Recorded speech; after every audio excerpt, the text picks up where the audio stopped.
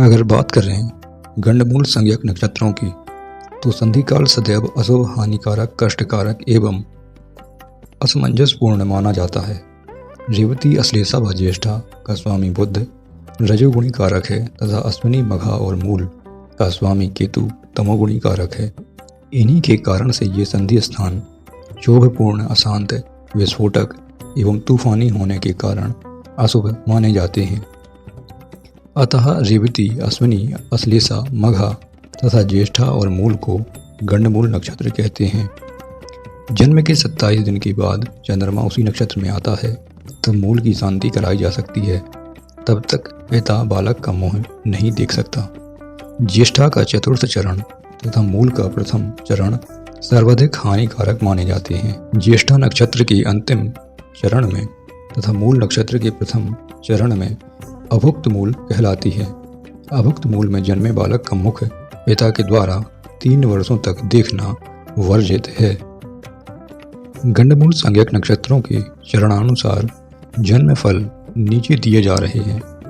अगर बात करें रेवती नक्षत्र, तो रेवती नक्षत्र के प्रथम चरण में अगर बच्चा पैदा होता है तो राज्य सम्मान की प्राप्ति होगी। द्वितीय चरण में बच्चा पैदा होता है तो सुख में वृद्धि होगी। तीसरे चरण में पैदा होता है तो परिवार की उन्नति होगी। और चतुर्थ चरण में अगर बच्चा पैदा होता है तो अनेक कष्ट रहेंगे। अगर अश्लेषा नक्षत्र की बात करें तो अश्लेषा के प्रथम चरण में अगर कोई बच्चा पैदा होता है तो इसे राज्य से, सरकार से सुख की प्राप्ति होगी।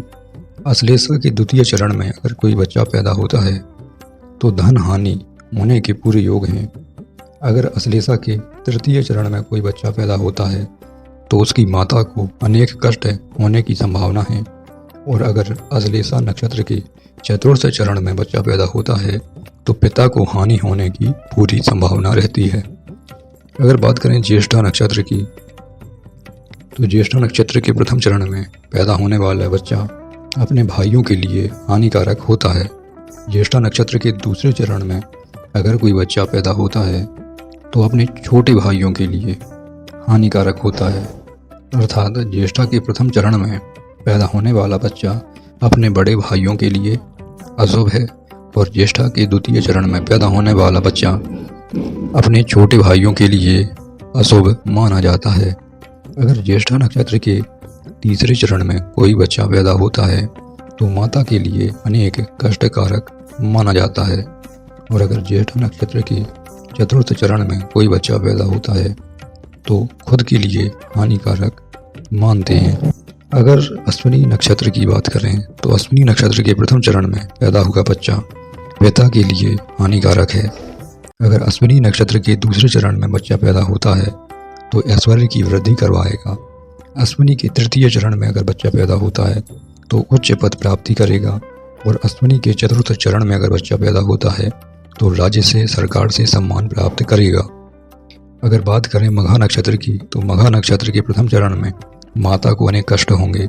अगर द्वितीय चरण में बच्चा पैदा हुआ है तो पिता को अनेक कष्ट होंगे। अगर तृतीय चरण मघा नक्षत्र में बच्चा पैदा होता है तो सुख संपत्ति की वृद्धि होगी। और अगर चतुर्थ चरण में कोई संतान पैदा हुई है तो धन का लाभ होना तय है। अगर बात करें मूल नक्षत्र की, तो मूल नक्षत्र के प्रथम चरण में कोई बच्चा पैदा होता है तो पिता को अनेक हानि होने की संभावना है। अगर मूल नक्षत्र के द्वितीय चरण में कोई बच्चा पैदा होता है तो उसकी माता को हानि होने की पूरी संभावना है। अगर मूल नक्षत्र के तृतीय चरण में कोई बच्चा पैदा होता है तो धन नाश करवाएगा। मूल नक्षत्र के चतुर्थ चरण में कोई बच्चा पैदा होता है तो धनवान होगा। ये थी मूल नक्षत्रों की संपूर्ण जानकारी।